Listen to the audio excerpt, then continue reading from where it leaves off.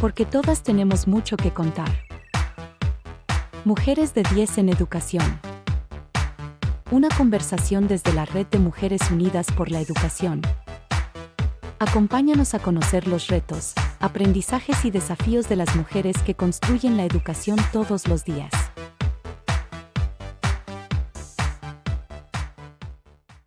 Hola, ¿qué tal? Bienvenidas y bienvenidos a Mujeres de 10 en la Educación. Mi nombre es Sonia del Valle y estoy muy contenta y agradecida porque estaré conversando esta mañana, esta tarde o esta noche, dependiendo de la hora en la que nos escuchen, con la maestra Elisa Guerra Cruz. Ella es docente, ha sido docente toda su vida y es autora de libros, ya nos contará, es una apasionada de la educación y por supuesto también es integrante de la Red de Mujeres Unidas por la Educación. Elisa, ¿cómo estás? Muchas gracias por estar aquí. Y para arrancar me gustaría que te presentaras. Cuéntanos qué haces, qué te dedicas, qué te atrae junto a la educación esta mañana, esta tarde o esta noche. Cuéntanos. Sonia, querida, queridísima, qué gusto, caray, volver a coincidir contigo. Gracias por todo lo que estás haciendo por la red. Para mí ha sido una experiencia maravillosa conocerte y compartir Gracias. diferentes proyectos. Es muy lindo, ¿no? Entra uno a la red y te encuentras con gente igual de apasionada y de azotada que tú por la educación y salen Exacto. cosas muy padres, salen cosas muy Sí, lindas. ¿Te sí. acuerdas aquello que hicimos para Para dar a la conocer? centena. Sí, para dar a conocer precisamente, hay tantas mujeres que han hecho tantas cosas tan importantes en educación y que no han tenido el reconocimiento que merecen. Y bueno, he aprendido muchísimo ahí. Pero bueno, respondo a tu pregunta. Antes que nada, antes que cualquier cosa, soy madre y de hecho entré a la educación por vía de la maternidad. Me convertí en maestra completamente por accidente. Yo no tenía absolutamente nada que ver con la educación, pero pues nace mi primer hijo y yo me deschaveto, me vuelvo loca por pensar cómo garantizar que él y eventualmente mis otros dos hijos, tengo tres, una mujer y dos varones, tuvieran la mejor educación posible. Y yo quería que se apasionaran y se enamoraran del arte, de la cultura, de la música y de la lectura, que eran cosas que habían sido y siguen siendo tan significativas en mi vida, ¿no? Entonces, bueno, yo comencé a enseñarles a mis propios hijos en casa a leer y acercarlos al arte y a la música, a la excelencia física, cualquier cantidad de cosas.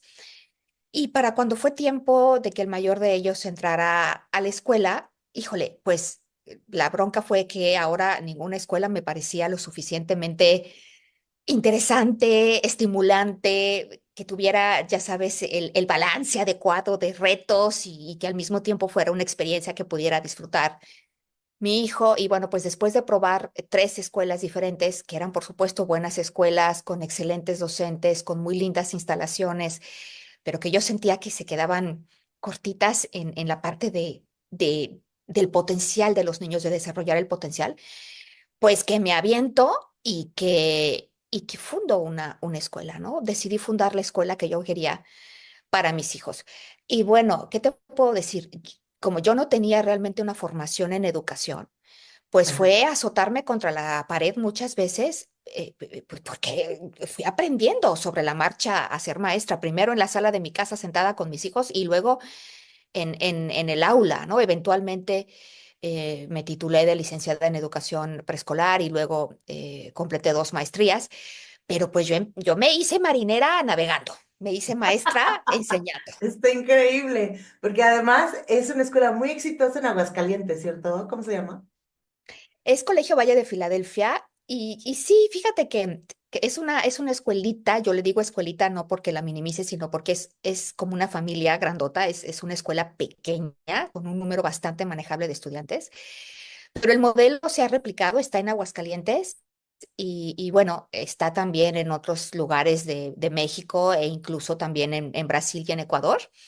Y el año pasado, en 2024, fue nombrada una de las 10 escuelas más innovadoras en el mundo por una fundación que está en Reino Unido que se llama T4 Education. Pues fue una experiencia muy linda, ¿no?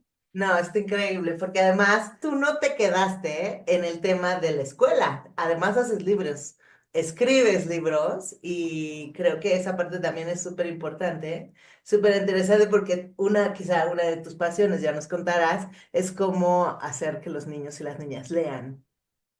Sí, sí, bueno, pues eso también fue un poco accidental.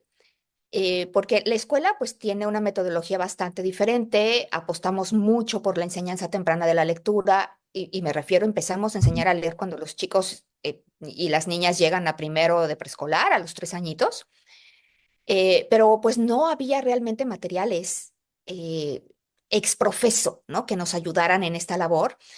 Entonces yo fui creando mis propios materiales y un día dije, oye, aquí ya tengo pues una serie de libros para enseñar a los niños a leer con esta metodología, la que llamamos Método Filadelfia. Y bueno, pues yo que quería que los libros fueran bonitos y atractivos para mis estudiantes, dije, ay, sería muy lindo que nos los publicara algún editorial y empecé a buscar editoriales y bueno, pues se me cerraran las puertas en las narices durante mucho tiempo. 7 años estuve tocando puertas.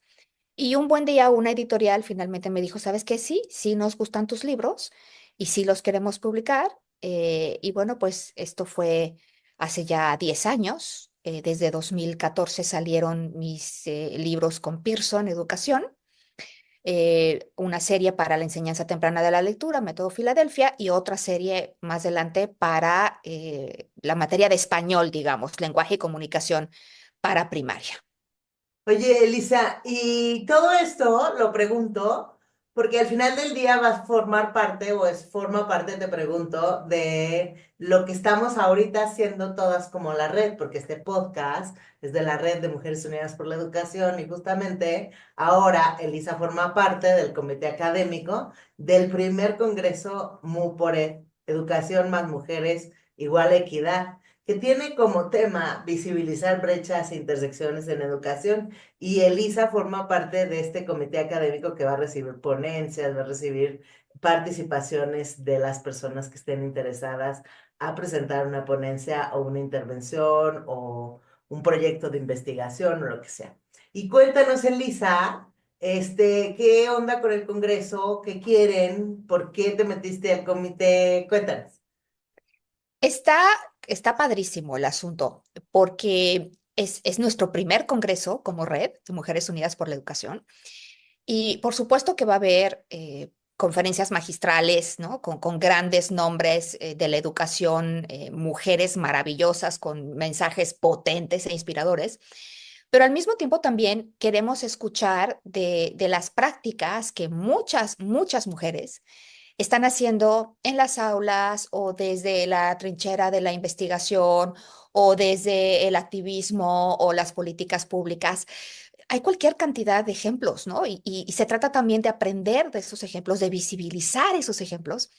Y por eso es que tenemos pues la convocatoria abierta para que quienes así lo deseen postulen para participar como ponentes en el Congreso y el comité del que formo parte estaremos recibiendo y revisando esas propuestas, pues para definir cuáles encajan mejor con este primer Congreso. Entonces, va a ser algo, eh, ya lo anticipo, tremendamente inspirador.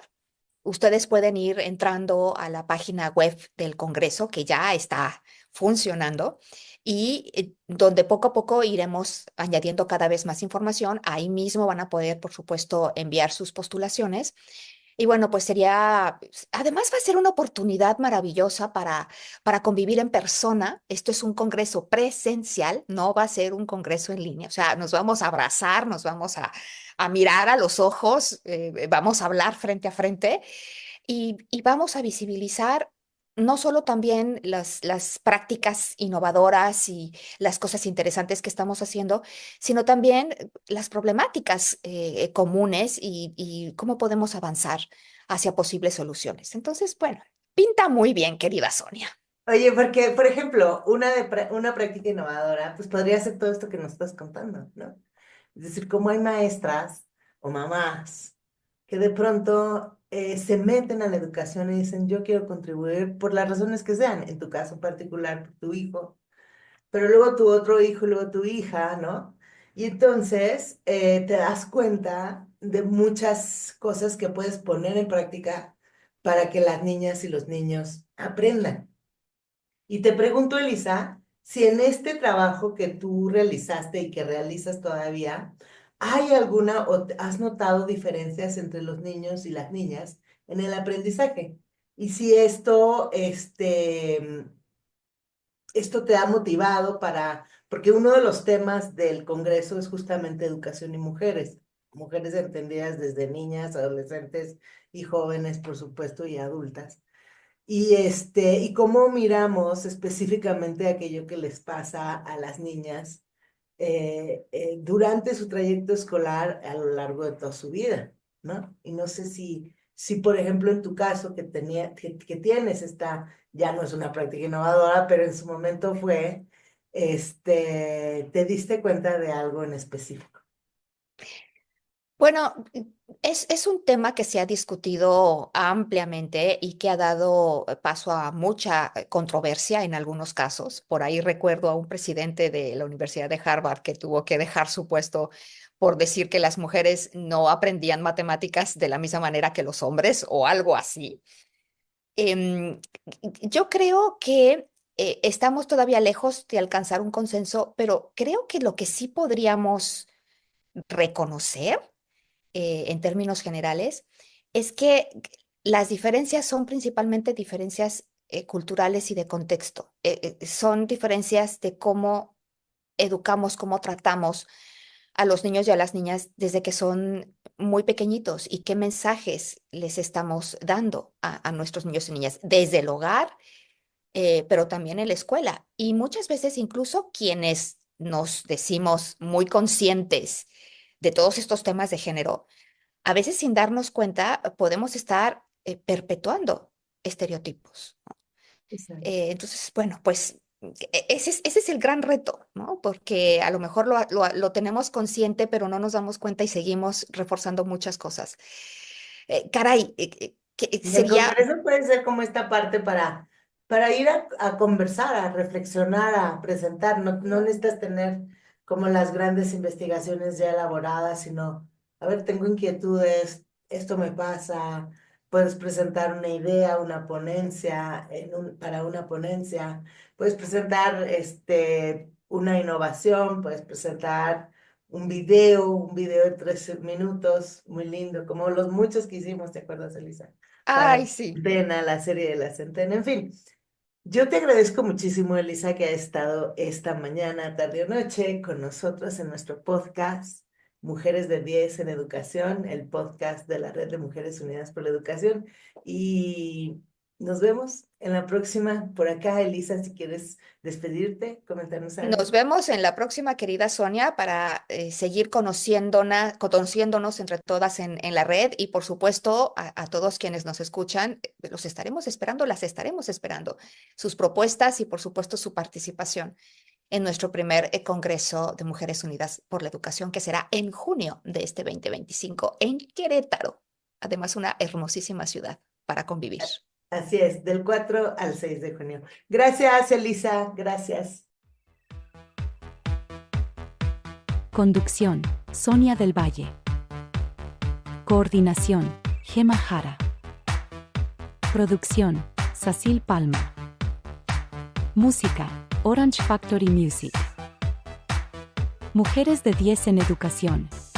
Una serie de la Red de Mujeres Unidas por la Educación.